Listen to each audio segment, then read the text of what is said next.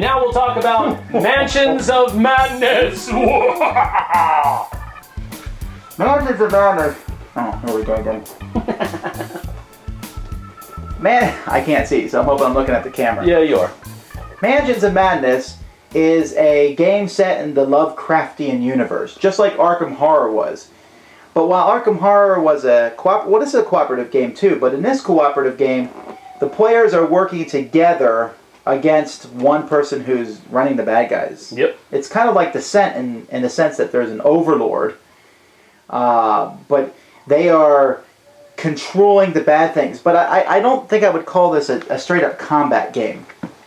No. There's combat in it, but it has a very strong story feel, more than almost any other game I've played.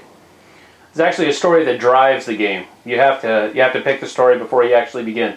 So I think it's very much not a fighting game. It's more of a whodunit type thing with fighting added into it. But there is fighting in it. Yep. There is finding clues, looking for things, and there's multiple scenarios, but each scenario can play out differently depending on how the overlord. There's some very unique things to this game, but there's also a lot of fiddliness in the game too, and we'll show you it all right now. Now, as an explanation here, I'm going to try to keep as much of this review as spoiler-free as possible. So I'm going to talk about the basic concept of the game and how you play the game, some of it, but there's a lot of it I'm going to kind of gloss over because you want to find it out when you're first playing. The game comes with the rules of play, and on the back of it is an investigator guide. And in the investigator guide, there are some scenarios that you set up. And so here I've set up a pretend scenario. This isn't even remotely like one of the ones in the book, because there's so many different tiles that are double-sided that can be added. And I mean, this gives the game good long-range possibilities to add all these different tiles and make this large haunted house, basically, that you're going to be investigating. Players will have a background story that they're doing, but then there's this oh-so-secret keeper guide. And again, trying to be spoiler-free, but it talks about how to set it up, and the keeper has quite a bit of setup to do. And one of the things he'll do at the very beginning is it will ask you different questions, like story choices. The cause of his insanity is blah, blah, blah, blah. So you pick these choices, and then because of those choices, it will tell you where to put different things depending on the choices you've made. So this allows players to play through scenario multiple times. Now, while the keeper's making these choices, players will have some choices too. Each player will pick one of several characters, and so let's take a look at one of the characters here. Here we have Gloria, and she has her health and her sanity, and her unpainted figure that comes with the game. But then players are going to be picking between these cards here. So I can pick either this card, which gives me a 4/4/4 in strength, marksmanship, and dexterity, or this one, which is a 3/3/3. Well, why would I take the 3/3/3 one? Well, this one lets me start with a bind monster spell, while this one gives me the typewriter card. So I have to decide which of those I want better. And then I have several other stats here. Intellect, willpower, lore, and luck. And you can see the stats on those are extremely different, but each of those also gives you a special ability that you can take as the course of the game goes by. So players will be picking those for the different characters, and there's characters who are good at fighting, there's characters who are good at casting spells, etc. Once all this is done, players will be taking their characters and going into the dungeon. They will be read a story by the dungeon master, which essentially the player playing Cthulhu is. And he's going to tell them maybe some clues, and they're going to have to try to decipher these clues. It might say you hear a scream from the left of the house, or something seems odd, maybe it's coming from the bathroom. So players are going to be moving in different directions. As with most Fantasy Flight games these days, it comes with a whole pile of cards, and there's piles of cards that I'm not showing you. But I did want to talk a little bit about combat. Now the game comes with some pretty cool plastic miniatures that will go onto bases. These bases have had cards inserted into them. At the beginning of the game, you'll take a bunch of cards that show a picture of that monster, and you'll slide these cards into the base, and then on top of the base, you will put the miniature that corresponds with that base. Now, the reason you do that is because not every base is the same. For example, look at these Shoggoths, or whatever. There's two of them here, and on the top they look the same, but if you look at their cards underneath, you'll notice that they have very different stats. So players will see these monsters moving around the board, and they might see 3 different cultists here, but they don't know which cultist has which powers because they don't see the bottom. If they saw the bottom, they would know how many hit points and how much damage and what special abilities that cultist had, but they will find that out as time goes by. Now, I'm not a real big fan of card combat, but the combat in this game is a bit innovative in the sense that when you attack a monster, you will use the deck that corresponds to the monster that you're attacking. So each monster is one of different types. So let's say I'm attacking this one here, a beast-style monster. I turn over the top card. Am I using a ranged weapon? No. Well, then I turn over the next card. Still ranged. Here, am I using a melee weapon? Yes, I do have a melee weapon, let's pretend. At that point, then, I test my strength. If I pass, I do this. If I fail, I do this. And the bottom of the card also has something to do with monster attacks. So it's interesting because when you turn over a card, if you have no weapon, you'll have to wait till you draw a card that says no weapon. If you have a blunt weapon, when that comes up, a ranged weapon. So depending on what weapon you have, depends. And that makes combat so much simpler, so easy. It's not complicated at all. You simply draw a card, and then you roll a test. And the test will be using a 10-sided die that is included in the game, and you'll be testing the different stats that you have. The higher your stat, the better off you are. Another thing the game has is it has different kinds of tests and locks that you have to open, or different things that might happen. For example, here there's a wiring circuit that has gone astray.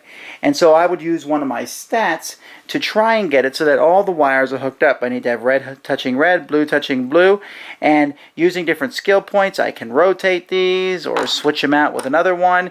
And I'm trying to get it right connection, so basically I can turn the lights back on or open a lock safe or what have you. There are 3 different kinds of tests that are very similar to this, and again, I'm only showing you one of them because I don't want to spoil the game too much.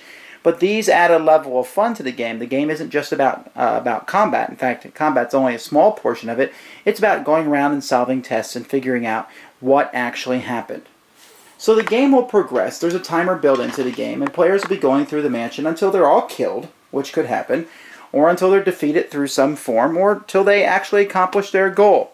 When a player goes into a room, there'll be different cards in that room. There may be a lock in that room, and so they'll turn over that card and deal with whatever that says. There may be a trap in that room. There may just be a couple cards in that room. They don't know what those cards are in each room. They might be items that will help the player out. They might be negative things, but they have to go around. The keeper sets up most of the game, a little bit of it's random, but sets up most of the game, and that's how you progress. You just got to solve each story. It really plays out like a Call of Cthulhu story. First off, the component quality. Absolutely stupendous. Stupendous. That's a new word, everyone. Well, stupendous is like stupendous and wonderful put together. Stupenderful. I'm going to coin new stuff. But I mean, it's really cool. If there's any argument, maybe the one thing looks like, the one great old one looks like a potato. I read somewhere that it said it looks like a potato with eyes sticking out of it. Oh yeah, it does. I'm looking at it right now. And the stuff really needs to be painted. Just ruined it for me. That's going to be a potato forever now. Wow. The stuff really needs to be painted. It loses a little bit of the whoomp. Like in Arkham Horror, there's no miniatures, but all the counters they're just pictures. But it brings out the flavor of the game. Yeah. Once it's 3-dimensional and it's not painted, it's not nearly as scary. But the board, everything else, the cards, this being a Fantasy Flight game, there's 724 decks of cards, it seems. Yeah. The gameplay itself is good. It's very hard for the investigators. Mm-hmm. And if there's one flaw I have with the game is this has one of the longer setup times for games that I played. And if the bad guy setting up, if he makes one mistake, he'll ruin the game. Because he has to put the clues in the right spot, and if the clue says go to this room, you go to that room, nothing happens, and something was supposed to happen, that can mess things up. But let's say that's not a big deal. You're caught. You're not caught. You are cautious. Then I think the game is very good. It still has a few minor negatives. It's a little long for what I'd want it to be. I think it might be too hard for the investigators, but there's good things too. Yeah. The combat system, I love flipping those cards. It's so simple, so easy. I still like rolling dice. Right. But overall, I enjoyed that part. What about you? I enjoyed the game a lot. I was the one of the times that we played this. I was the bad guy, and I got to do all the meaty setting up stuff. And that was the fun part. That was part of the fun for me, is choosing the storyline, choosing the plot, choosing what's actually going on, the background of the whole thing. So that's very immersive, and I enjoyed that part of it. And I don't know, there's a little bit of a sinister feel to the game when you're playing the bad guys. One of the things that Tom was saying during the game that I remember is that he thought that I was being too harsh. and really I was just doing what I could. Hey, but did you say that in the Three Musketeer game? Yeah, I guess I did. But the idea was that I was okay, a little bit of timeline here. We played Musketeers after we played this one, so I was just razzing them about it. Anyway, but you do have to kind of, I don't know, you don't want to hold back as being the bad guy, but I don't know, keep it fun. I guess that would be the best way to say it. The game is definitely about theme. Yes. Really, but I mean, unlike, in another review we talk about Chaos in the Overworld and how dark it is, this game's also very dark, but there's that good guy chance of winning. Right. And beating the bad monsters and stuff. And it's not necessarily combat. There's a lot of other ways to win too. Sometimes just by running. So I like it. I don't know that I love it, but I like it. So I'm going to give it 1 3/4 thumbs up. Wow, 1 3. You're just skewing it. Okay, well I'll go ahead and give it 1.8 thumbs. So there. Okay, no, we're being silly, of course. I'm not. Okay, he's not. I'm being silly. This is a great game. A whole bunch of theme, a whole bunch of immersion, and one that I think many people will enjoy.